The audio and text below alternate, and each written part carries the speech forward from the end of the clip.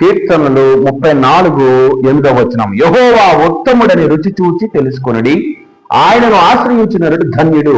అవును, యేసుప్రభు గురించి మనము ఉత్తముడని తెలియాలంటే ముందు వాక్యం చదవాలి కదా, దేవుని యొక్క సన్నిధికి రావాలి కదా. యూట్యూబ్లో కొన్ని లక్షల సాక్ష్యాలు ఉన్నాయి, ప్రపంచవ్యాప్తంగా కొన్ని కోట్ల సాక్ష్యాలు ఉన్నాయి. యేసుప్రభు నమ్ముకొని బైబిల్ వాక్యం చదువుకుని రక్షకుడుగా మరి ఆయన అంగీకరించి స్వీకరించి మారు మనసు పొంది పాపక్షమాపణ పొంది సువార్థికులు లక్షల మందిలో ఉన్నారు. కాబట్టి మనం గమనించాల్సిన విషయం ఏంటంటే ఆయన ఉత్తముడని ఎట్లా తెలుస్తుంది? దేవుని వాక్యము చదవటం ద్వారా, దేవుని యొక్క వాక్యము వినటం ద్వారా, దేవుని సన్నిధికి రావటం ద్వారా. వ్యసనాక్రాంతులు మనకు దొంగలు మారారు, వ్యభిచారులు మారారు, మరి అనేకమైనటువంటి అక్రమంతో కూడిన వారు, పాపంలో బానిసలైన వారు అందరూ మారారు కేవలం దేవుడు యేసు ప్రభువుకు అంగీకరించడం ద్వారా.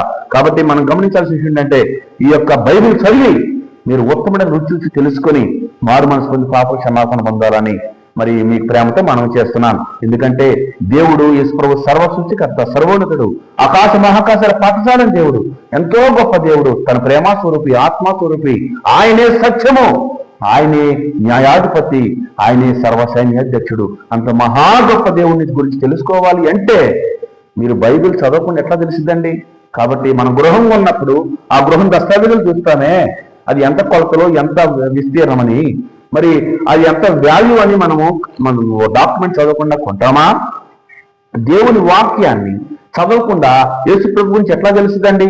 కాబట్టి మీరు గమనించాల్సిన విషయం ఏంటంటే దేవుని వాక్యం దగ్గరికి రండి, దేవుని వాక్యం చదవండి, దేవుని సన్నిధి మీ దగ్గరలో ఉన్న గుడికి వెళ్ళండి, ఖచ్చితంగా దేవుడు సహాయం చేస్తాడు. సర్వ ప్రపంచంలో చర్చి లేని వీధి లేదు, చర్చి లేని గ్రామం లేదు, చర్చి లేని జిల్లా లేదు, రాష్ట్రం లేదు, దేశం లేదు.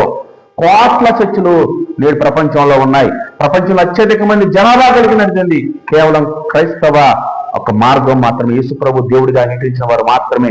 దేవుని బిడ్డరా గమనించండి, దేవుడిని నమ్ముకున్నటువంటి బిడ్డల వైపు చూడకండి, దేవుని వాక్యం వైపు చూడండి. ఒకవేళ దేవుని నమ్ముకున్న బిడ్డలు మనల్ని కొన్ని సందర్భాల్లో మోసం చేయొచ్చామో, కొన్ని సందర్భాల్లో వారు తప్పులు చేయొచ్చామో, వారిని బట్టి దేవుని డిసైడ్ చేయకండి.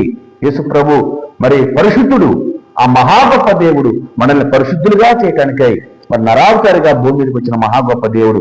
నాలో పాపం ఉన్నదని మీలో ఎవరైనా స్థాపించగలడా అని ఛాలెంజ్ విసిరినటువంటి పరిశుద్ధమైన మహాగొప్ప దేవుడు యేసు ప్రభు వారు.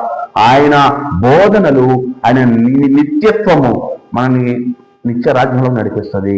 కాబట్టి ఆయనకి ప్రార్థన చేయండి, అయ్యా నిన్ను దేవుడు అంటే నాకు తెలియదు నా తండ్రి, అయ్యా సహాయం చేయమని ప్రార్థన చేయండి. ఒక దినాన ఖచ్చితంగా దేవుడు తన ప్రత్యక్షతను కనబరుచుకుంటాడు. వాక్యం ద్వారా కావచ్చు, అనుభవాల ద్వారా కావచ్చు.